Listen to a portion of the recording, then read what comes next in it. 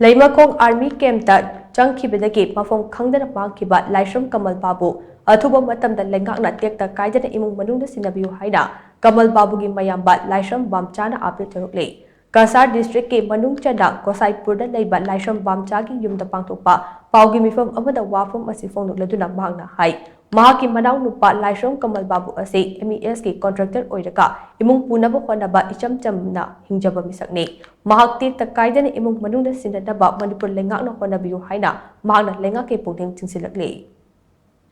Egi mari huba nauni bani Kamal Babu gawe ado Leimakongda Mahak MES ki protect gargi suabejar koina mahak leibani ngarang nungsilse ani dagi mahakse thiba hangne magi Manipur Sarkarna